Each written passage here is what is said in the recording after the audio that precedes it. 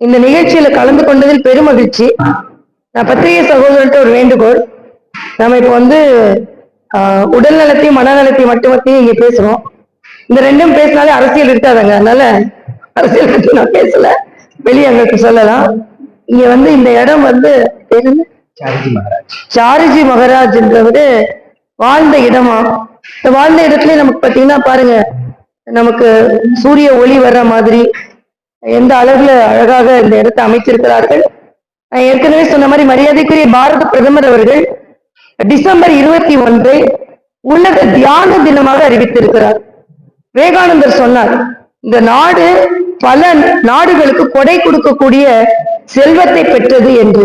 அது வெறும் செல்வம் என்பது பணமோ தங்கமோ இல்லை, நம்ம நாட்டின் பழக்க வழக்கங்கள். அது பாத்தீங்கன்னா இன்னைக்கு யோகா 92 நாடுகளில் இன்று கொண்டாடப்படுகிறது. இதுல ஒரு 10-15 இஸ்லாமிய நாடுகளும் யோகா தினத்தை கொண்டாடுறாங்க. அந்த மாதிரி இப்ப இந்த தியான தினம் என்பது, உலக அமைதி வேண்டும் என்றால் உடல் அமைதி வேணும், உடல் நலம் பேணப்பட்டால் உலக நலம் பேணப்படும். அந்த வகையில இந்த தியானத்தை நாம் எல்லாம் பயில வேண்டும், பயிற்றுவிக்க வேண்டும். நான் ஏற்கனவே பேசும்போது சொன்ன மாதிரி அரசாங்கங்களுக்கு நான் வைக்கின்ற கோரிக்கை, வகுப்புகள்ல தியான வகுப்புகள் கட்டாயம் இருக்கணும். தியான வகுப்பு இருந்தா மற்ற வகுப்புகளின் பலன் சிறப்பா கிடைக்கும். குழந்தைகளுக்கு கான்செப்ட் நிறைய மார்க்கும் வாங்குவாங்க. அதனால தியான வகுப்புகள் இருக்கணும், யோகா வகுப்புகள் இருக்கணும், உணவு முறை மாற்றங்கள் இருக்கணும். உணவு வந்து ஆரோக்கியமான உணவா இருக்கணும். நான் பாண்டிச்சேரியில துணைநிலை ஆளுநரா இருந்தபோது மில்லட் ஸ்நாக்ஸ் சாயந்தரம் நான் கொண்டு வந்தேன். குழந்தை அசதியா இருக்கிறதுனால சாயந்தர நேரம் மில்லட்ல செஞ்ச பிஸ்கெட்டுகள், மில்லட்ல செஞ்ச லட்டுகள் அவர்களுக்கு கொடுக்கப்பட்டது. காலையில பால் கொடுக்கப்பட்டது. ஆக குழந்தைகளுக்கு கொடுக்கின்ற உணவு முறைகளையும் நாம மாற்ற வேண்டும். அதே மாதிரி குழந்தைகளுக்கு கொடுக்கின்ற சத்துணவுல கூட இதே மாதிரி ஆரோக்கியத்தோடு கூடிய உணவு முறை மாற்றங்களை, வாழ்வியல் முறை மாற்றங்களை கொண்டு வருகின்ற விற்பனர்களிடம் ஆலோசனை பெற்று, இப்ப குருஜி போன்றவர்களின் ஆலோசனை பெற்றா குழந்தைகளுக்கு இன்னும் எது நமக்கு நல்லதுன்னு கிடைக்கும், அதை குழந்தைகளுக்கு கொடுக்க வேண்டும். மதிய உணவு கொடுக்கும் பொழுது, காலை உணவு கொடுக்கும் பொழுது அவர்களுக்கு வாழ்வியலில் மனநலம் உடல் நலம் பேணுகின்ற உணவு முறையும் கொடுக்க வேண்டும். நான் ஏற்கனவே சொன்ன மாதிரி தியான யோகா வகுப்புகளை பயிற்சி கல்வியில் கொண்டு வர வேண்டும் என்று சொன்ன உடனே, நம்ம நாட்டு பழக்கத்தை கொண்டு வரணும்னு சொன்ன உடனே எதையோ இவர்கள் கல்வியில் புகுத்துகிறார்கள் அப்படின்னு ஒரு பேர் வந்துடக்கூடாது. தயவு செய்து நம்ம நாட்டில் உள்ள நல்லதை கல்வி நிலையில் கொண்டு வர வேண்டும். புதிய கல்விக் கொள்கை அதைத்தான் சொல்கிறது என்பதை நான் தெரிவித்துக் கொள்கிறேன். தம்பி, நான் என்ன சொன்னேன் அரசியல், இங்க அரசியல் பேசும் அப்படின்னு சொன்னால்தான் வெளியே வந்து அரசியல் பேசுறேன். இந்த பாபுஜி மெமோரியல் ஹாஸ்பிட்டலுக்குள்ள ஆரோக்கியமா என்ன வேணாலும் கேளுங்க, அது ஆரோக்கியமாகும்.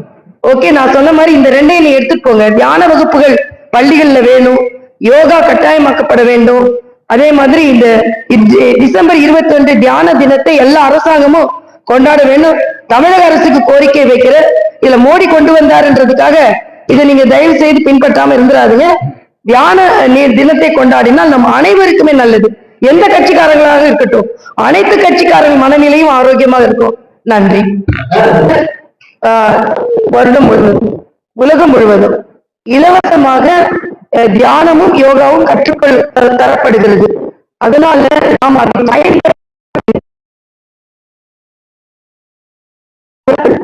24 மணி நேரம் என்னால வேலை செய்ய முடியும்.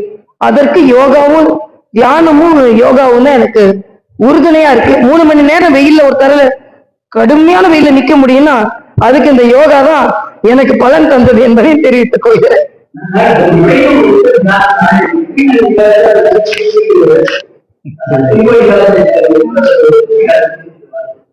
இல்ல, அவர் சொன்னீங்கல்ல, நான் வந்து இன்கிரெடிபிள் இந்தியா மட்டும் இல்ல, நான் வந்து மிக உயர்ந்த நிலையில் இந்தியனாக அங்க போறேன் அப்படின்னு சொல்லியிருக்காரு. அதனால அவர் இந்தியனாக நான் பெருமைப்படுகிறேன். இந்தியாவின் ஏசியாலே யாருக்கும் இல்லாத ஒரு பெருமை இசைஞானி அவர்களுக்கு கிடைத்திருக்கிறது. அதனால அவரை போய் வாழ்த்தும் போது திரை இசையை இந்த தமிழ் இசை வாழ்த்துகிறேன்னு சொன்ன அவர் நமக்கெல்லாம் பெருமை சேர்த்துக் கொண்டிருக்கிறார்.